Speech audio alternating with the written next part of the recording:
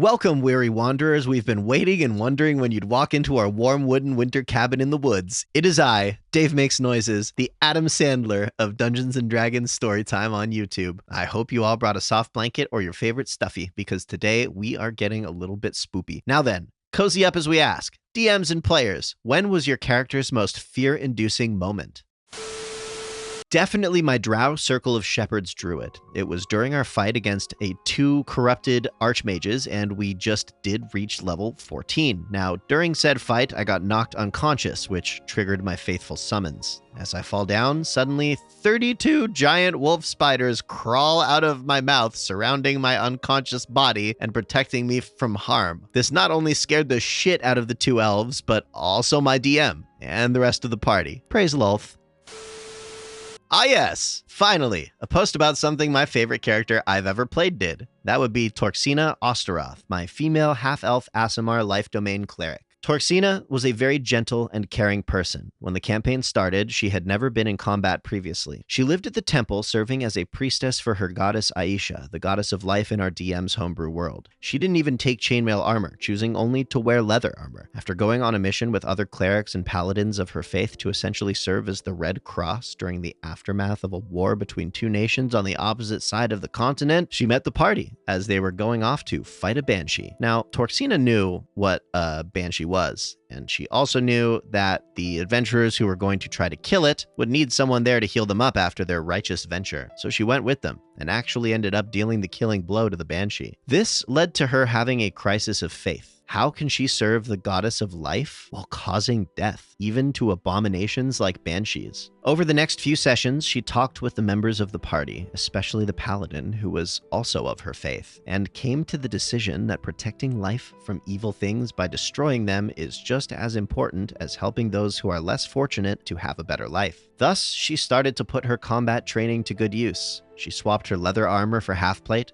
grabbed a long sword and shield, and transitioned from a backline healer to a frontline fighter. Around this time, the party ended up getting captured by slavers, whom we dealt with quite handily once we got the opportunity. During the fight, we had barred the front door of the fortress, leaving about 7 to 10 bandits locked outside, unable to help their compatriots inside while we essentially ransacked the place. We did leave 2 of them alive after they surrendered. As the bandits who were outside started to break through the door, Torxina decided that a show of force might dissuade these last bandits from attacking, or at least scare them enough to be much less effective. The entrance area led into a wide hallway with 2 large lit braziers on the floor, so Torxina had the members of the party stand in front of the braziers, and when the door opened, she used thaumaturgy to grow and brighten the flames, and make her eyes look like they were on fire, and increase the volume of her voice. She raised her quarterstaff high above her head and shouted, "I am Torxina, conduit of the will of the goddess Aisha. I command you to drop your weapons at once." The bandits didn't drop their weapons, but the sight of Torxina standing there in the firelight, along with the shadowed outlines of 6 rather imposing party members in front of the braziers, made them think long enough about what they were doing that 5 of them were dead before they knew what hit them. And while the 2 in the back saw this and fled. Fast forward a bit in that same session, we're now leaving the fortress after claiming it as our own and leaving behind 1 member of the party and an NPC to care for it, along with the 2 bandits who had surrendered to us earlier, as that party member was going on a military deployment and would be gone for 2 months. Along the way, we see those 2 bandits who had run away accosting a shabbily dressed half-elf wizard on the side of the road. Torxina crouched down in the wagon and did the fiery eyes and loud voice trick from before, then stood up from the wagon and shouted, "What in the name of the gods do you think you're doing?" Those 2 bandits freaked out and shouted, "Shit, it's the demon lady again!" and beat feet into the woods so fast one of them actually left a boot behind. My half-orc barbarian was pretty fear-inducing just standing still. This was someone who wore a trophy rack with the skulls of some of his favorite kills impaled on spikes after all, and the talking to them didn't improve matters either. But I think my favorite fear-inducing moment with him was when he crushed an orc's head in one hand during a negotiation just to prove how strong he and the party were. DM's perspective here, my party was fighting a young red dragon within a crumbling tower during the Lost Mines of Phandelver campaign. It was supposed to flee when it was taken down to a certain amount of health. The party got it down to this amount of health after one of them was knocked unconscious twice. When the dragon left via the hole in the ceiling, one of the players ran up to an open window and launched a javelin out. This hit the dragon and knocked it out of the sky, killing it. On the plus side, when they began trying to harvest the body for parts, I could introduce the dragon cult that was there for the dragon. Percival is my bard paladin from a campaign I'm currently playing, and since he has expertise in intimidation, he gets these moments with a lot of frequency. The two most recent ones are probably the best examples, though. The first is when we hired to defend a manor during a gala, as it was suspected that someone might break in to try and steal the valuables. The robbers caused a distraction by poisoning the musician. We fixed him, and dealing with the guards during the commotion, one died and we saved the other. So we break down the vault's door ourselves, and Percy drops disguise self, revealing himself in all his armored glory before giving them one chance to surrender. Nat 20 intimidation, plus the expertise and guidance for a total roll of over 30. The majority were cowed, but one attacked out of desperation, but they gave up after 2 rounds of combat. The second, against another PC, the rogue of course, who had been rummaging through the fighter's personal stuff and came across something he really shouldn't have. After calming the fighter down a bit, Percy was livid to say the least, and again, rolled over 30 to intimidate. The rogue is terrified of him now and thinks he's some kind of monster. I drank Alchemist's Fire and nat 20'd my con save, which resulted in me being given a boon to vomit Alchemist's Fire whenever I want. I then trapped a bunch of civilians in a pit and vomited until they died.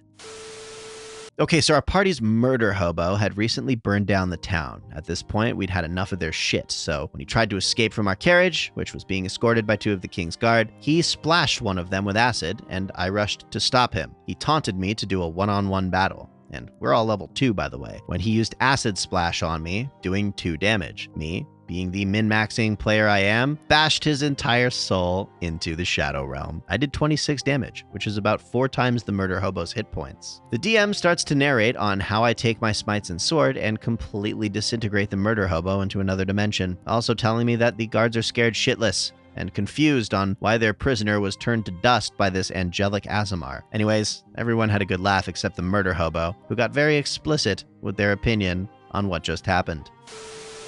My Warforged monk recounting what he'd been through. The party just got done with a fight against a howler in an arena, and now the leader of the city is making them fight some slaves. So Tech, the monk, starts walking to the slaves. Then in his monotone voice says, "When we entered the city, me and my comrades were intercepted by 20 soldiers and a mage. When they tried to hold me down, I bashed a man's head in with my bare hands. We fought the soldiers, and we were winning. Then the mage struck us with a bolt of lightning. My comrades went down, but I stood standing. By the end of it, the 2 remaining archers of the 20 soldiers and mage were the only ones still standing. Today, I broke an owlbear's beak with my bare hands. I killed a howler from the inside out with my bare hands. So what do you think you can do against me and my bare hands?" 17 in intimidation. Safe to say, most people in that arena were unnerved. So, Maud, my Goliath barbarian, was a terrifying presence and force of chaos. The one that just up and ran with it, though, was the time he and the party needed to teleport back to a village to stop a vampire cult. The only one in the town they were in capable of this was a high-level druid NPC. Maud's mother comes into play here. Long story, lots of fire, who had burned this druid's grove to the ground. The druid recognizes Maud as her blood, and while he doesn't hold him personally responsible, still asks for a conduit and blood. Maud agrees, and the druid cuts off Maud's leg from the knee. The druid regrew his leg, used his severed leg as a spell focus, and Maud being Maud, asked to keep the severed leg. 20 hours later, Maud walks into his local taxidermist who does all his trophies and just drops his severed leg on the counter. "I would like this reinforced and stuffed, please." Why? "Because I want to beat people with it and hang it on my wall." The poor taxidermist goes from having a heart attack due to seeing his most frequent customer drop what is clearly his own leg to utter bafflement. I am currently playing Dragon of Icespire Peak. So for session 1, we took on a quest to go to an archaeological site and warn the miners about the white dragon as it had moved in nearby. We decided to stick around as we could help the miners find lost treasure, and we did. We fought some ochre jellies and then long rested. Early in the morning, we headed out and were then met with some orcs who were going to move into the mining area as they had to leave their homes due to the dragon moving in where they once lived. We did not fight them, however. They did tell us a few things about the dragon, like it usually feeds off the largest things it sees that are edible. So as the party goes goes out, we are level 2, and this is session 2, we see the dragon come down and meet us, and all of us were scared shitless, especially me, who was a muscular barbarian. We couldn't attack it, as we would die. We couldn't run, as we would die. We couldn't reason with it, as none of us spoke Draconic. I was out of character, sweating hardly because I didn't know WTF to do. I then decided to pick up dirt and throw it in the dragon's eyes, then make everyone GTFO. Pocket sand! I succeeded in blinding it in one eye, but didn't fully disorient it. For plot armor, the dragon noticed the orcs and jumped over us and went for them instead, as they had more meat on them. We all then dashed back to the town to collect the money from the mission. We haven't fought the dragon yet, but we are plotting to. Hello again, friendo, and thank you so much for sticking with us to the very end of this video. I hope you got good and spooked. If you have a particularly bone-chilling, fear-inducing moment that you'd like to share from one of your campaigns, feel free to share it in the comments below. If you have another story you'd like to share with us, please mosey on over to our official subreddit, r/MrRipper, where we cultivate a lush garden of D&D stories for the channel. If you'd like to hang out with us or support us, feel free to check out our weekly live streams linked below. And if you're a DM or a player looking for a group, you may have some luck over on MrRipper's Group Finder Discord server, also linked below. It is my hope for you that you move through your daily duties in a state of presence or mindfulness. I hope that you feel gratitude that you get to have a human experience in this incarnation, and that you foster your connection to the infinite through curiosity, exploration, and practice. If you love me and want to see me make more stuff that makes me happy, feel free to join me over on TikTok at Dave Makes Noises, where I deliver the dad jokes and harsh music theory truths that nobody asked for on a regular basis. Thank you again for tuning in. We are so glad you joined us for some spoopy time over at Rip Daddy's house. Please sub for Nat 20s and ding that dong for advantage on your next attack roll, saving throw, or ability check, and we'll see you next time.